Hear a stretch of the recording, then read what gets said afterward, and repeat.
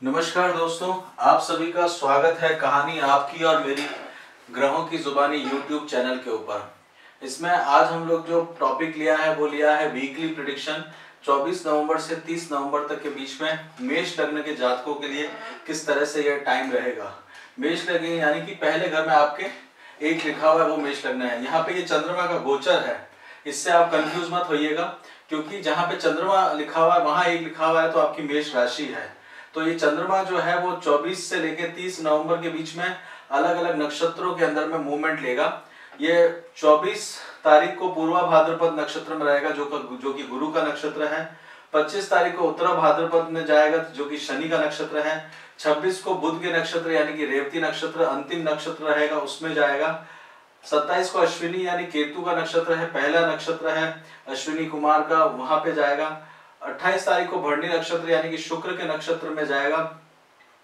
29 तारीख को कृत्तिका नक्षत्र यानी कि सूर्य के नक्षत्र में, और 30 को रोहिणी नक्षत्र यानी कि खुद के नक्षत्र में चंद्रमा का विचरण रहेगा। इसमें और भी अगर देखें तो हम लोग लास्ट में कवर करेंगे किस तरह से आपका हेल्थ रहेगा। कोई अगर पुरानी बीमारी है तो उसको क्योरिंग किस तरह से क्योर हो रहा है उसके ऊपर बात करेंगे। एजुकेशन है तो पढ़ाई कैसे चलेगा, और कुछ प्रोजेक्ट वगैरह सबमिट करना हो, थीसिस वगैरह सबमिट करनी हो तो उसके लिए आपका कैसा ये टाइम है। घर खरीदना हो, बनाना हो या बेचना हो, उसके बारे में हम लोग बात कर सकते हैं। शादी के बारे में भी बात कर सकते हैं, और कई बार जिंदगी शादी के बाद भी इतनी खराब हो जाती है कि सेपरेशन के बारे में भी सोचने के कई क्वेश्चंस हमारे पास में आते हैं। चाइल्ड बर्थ के बारे में अगर आप प्लानिंग कर रहे हैं, फैमिली प्लानिंग कर रहे हैं तो उसके बारे में हम लोग डिस्कस करेंगे। ओवरसीज जाने के बारे में बातचीत होगी, और अगर आप बाहर हैं तो घर जाने का क्या क्वेश्चन रहेगा उसके बारे में भी हम लोग इस वीक में डिस्कस करेंगे।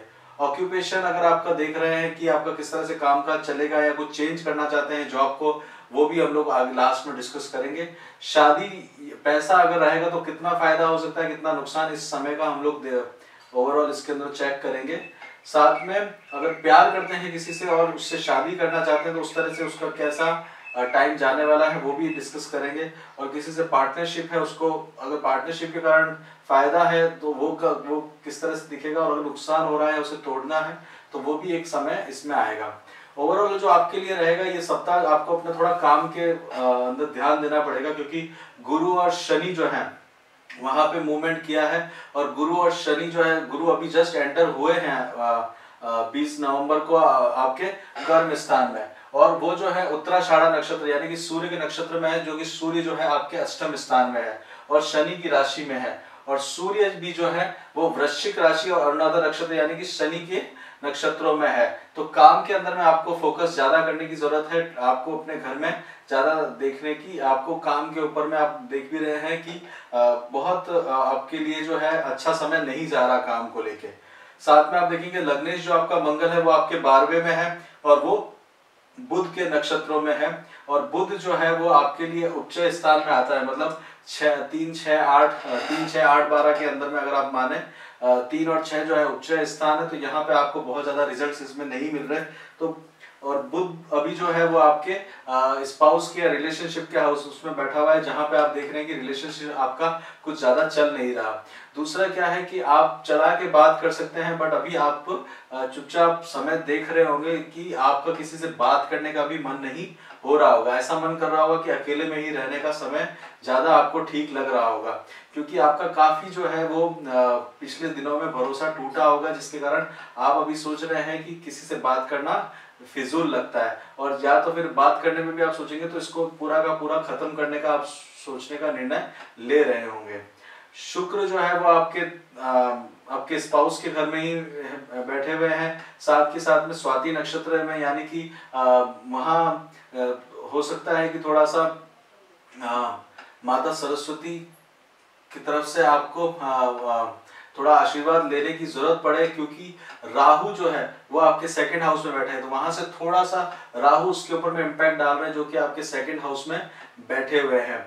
और राहु जो है वो शुक्र की राशि में ही बैठे हुए हैं, तो हो सकता है थोड़ा बोलचाल से आपको थोड़ा सा रेजिस्टेंस आए, बट आपको सुनने की ज्यादा जरूरत है अपने स्पाउस की तरफ से, क्योंकि बुध वहां बैठे हैं। और बुध जो है वो विशाखा नक्षत्र यानी कि गुरु के नक्षत्र में बैठे हैं, जो कि राहु को कंट्रोल करे हुए, पंचम दृष्टि है। गुरु ने राहु के ऊपर में पंचम दृष्टि होने के कारण वो आपको बहुत अच्छा इम्पैक्ट लेके आ सकते हैं, तो थोड़ा स्पाउस का सुनने से भी आपको फायदा मिल सकता है, या डिस्कशन करने से भी कुछ नए आइडियाज आपके पास में आ सकते हैं। बाकी ओवरऑल देखा जाए तो केतु जो है वो वृश्चिक राशि में सूर्य के साथ बैठे हैं, ज्येष्ठा नक्षत्र में बैठे हैं और बुध के साथ बैठे हैं। तो बुध जो है वो आपके नौकरी के स्थान के भी मालिक हैं, अगर आप जहां कामकाज करते हैं, और वो अभी खुद थोड़ा एनालिसिस या स्टैटिकली चल रहे हैं, वो अपने घर से देखा जाए तो सेकंड हाउस में उनका मूवमेंट हुआ है, जिसके कारण अभी बहुत ज्यादा आपके लिए एक कोई अच्छा समय लेके देखा जाए तो नहीं आया है, वो चीज इसमें देखने को मिल रही है। ओवरऑल देखा जाए तो हेल्थ के रिगार्डिंग अगर बात देखी जाए आपकी, तो हेल्थ के लिए आपको ध्यान देने की जरूरत है, क्योंकि आपके अष्टम स्थान में सूर्य बैठा है और मंगल जो है वो 12th हाउस में है। तो आप हो सकता है कि अपनी हेल्थ का बहुत ध्यान रखिएगा, क्योंकि इस समय ब्लड प्रेशर वगैरह, हार्ट बीट्स वगैरह, क्या किसी तरह का कोई चीज नहीं आ जाएगी जिससे आपको अपना संतुलन खोना पड़ सके। साथ के साथ में अगर आप देखेंगे तो 27 तारीख को अश्विनी नक्षत्र केतु का आएगा, उसमें भी आपको ध्यान देने की, 27 को ध्यान देने की बहुत ज्यादा अपनी हेल्थ के रिगार्डिंग जरूरत है। और भी अगर आगे हम लोग देखते हैं कि कोई बीमारी का जो है, जो पुरानी लंबी चल रही है, तो उसको क्योर होने का तो वो अभी इसमें नहीं दिख रहा है, क्योंकि कोई भी तरह की बीमारी आपको अभी हो सकती है, इसके लिए आपको सावधान रहने की जरूरत है। एजुकेशन या पढ़ाई के रिलेटेड देखा जाए तो ये टाइम थोड़ा सा नॉर्मल ही रहेगा, बहुत ज्यादा आप इसके अंदर में ग्रोथ नहीं देख रहे। साथ के साथ में अगर पढ़ाई को किसी को वाइंड अप करना हो, किसी प्रोजेक्ट को क्लोज करना हो, तो वो भी आपको इतने रास्ते उसके अंदर में नहीं मिलेंगे। ये जरूर हो सकता है कि उस काम को बढ़ाने का कोई एक और कोई नई चीज आ जाए, तो इस वीक के अंदर में ये सब प्लान मत करिएगा कुछ वाइंड अप कर सके। घर खरीदने के बारे में देखा जाए तो ये थोड़ा सा अच्छा समय माना जाता है, क्योंकि मंगल जो है वो आपके घर के बेडरूम के स्थान में ही है, और चंद्रमा जो है वो वहां से मूवमेंट लेंगे, तो वो आप घर खरीदने की प्लानिंग जो है वो कर सकते हैं। अगर घर बेचना चाहते हैं तो वो अभी समय इसमें नहीं दिख रहा है। शादी के लिए अगर देखा जाए तो ये समय जो है बहुत ज्यादा पॉजिटिव तो नहीं है, बट हाँ फिर भी एवरेज है, जिसके हिसाब से आप इसको प्लान आउट कर सकते हैं, क्योंकि शादी का योग इसके अंदर में दिख रहा है। परंतु अगर आप डिवोर्स के बारे में सोच रहे हैं तो बहुत ज्यादा इसके अंदर में अभी ये समय आपके लिए सही नहीं है, थोड़ा सा रुकने का समय देखा जा रहा है। चाइल्ड बर्थ इश्यूज के बारे में अगर प्लान करा जाए तो चाइल्ड बच्चों के जन्म के लिए, तो ये समय जो है आपके लिए ओवरऑल ठीक है, एवरेज है। इसका प्लानिंग में आपको बहुत ज्यादा चीज नहीं मिलेगी, मतलब नॉर्मल समय जाएगा। साथ के साथ में अगर आप देखें, क्योंकि शनि जो है वो आपके 10वें स्थान में आ रखा है, तो वो भी जो है मेरे ख्याल में संतान हाउस यानी कि घर से ऑपोजिट में बैठा है, तो मेरे ख्याल में प्लानिंग जो है ज्यादा सक्सेसफुल होने नहीं देगा, क्योंकि लग्नेश के ऊपर में शनि की दृष्टि है, यानी कि शनि की तीसरी दृष्टि मंगल पर होने के कारण बहुत ज्यादा रिजल्ट्स इसके अंदर में नहीं लेके आएगा। और भी अगर आप ओवरसीज जाने का प्लान आउट कर रहे हैं, कि बाहर आउट ऑफ इंडिया जाने का सोच रहे हैं, तो वो आपके लिए जरूर एक रास्ता बनता हुआ आपको दिखेगा इस वीक के अंदर में। और अगर घर वापस आने के बारे में अभी आप सोच रहे हैं, तो घर आने के लिए भी वो भी आपको दिखेगा, क्योंकि आप धीमे धीमे जो प्लान आउट कर रहे हैं, क्योंकि सूर्य जो है वो शनि के नक्षत्र में है, तो ये घर को रिटर्न को भी 8th हाउस रिप्रेजेंट करता है, और वहां 2nd हाउस में राहु बैठे हुए हैं, तो वो भी आपको घर की तरफ लाने के लिए कुछ मन में सोचने का विचार लेके आएंगे, पर और आप उस बारे में अपने आप को बेचैन महसूस कर सकते हैं। कामकाज के रिगार्डिंग मैंने आपको बता ही दिया कि आपको ध्यान रखने की जरूरत है, क्योंकि कामकाज जो है बहुत पॉजिटिव वे में नहीं जा रहा है, और कुछ नुकसान भी हो सकता है उसको। और शनि गुरु का है, राहु बैठे हुए हैं, तो धन का नुकसान वगैरह उसके अंदर में दिख सकता है आपको, वो आपको ध्यान देने की जरूरत है। जॉब चेंज करने का इस समय आप नहीं सोचिएगा, जैसा समय है उसी के हिसाब से आप समय निकालिए। तो इस वीक में आप जॉब चेंज के बारे में ना सोचे तो अच्छा है। ओवरऑल अगर आप देखा जाए तो पैसों के बारे में है तो एवरेज रहेगा, बहुत ज़्यादा बढ़ता हुआ या कम होता हुआ इसमें नहीं दिख रहा है। नुकसान के जो ज़्यादा दिख रहे हैं क्योंकि सूर्य और केतु जो है आपके अष्टम स्थान में है और आपके व्यय स्थान के अंदर में मंगल स्वयं बैठे हुए हैं, तो खर्च नुकसान के योग ज़्यादा इसके अंदर में नजर आ रहे हैं।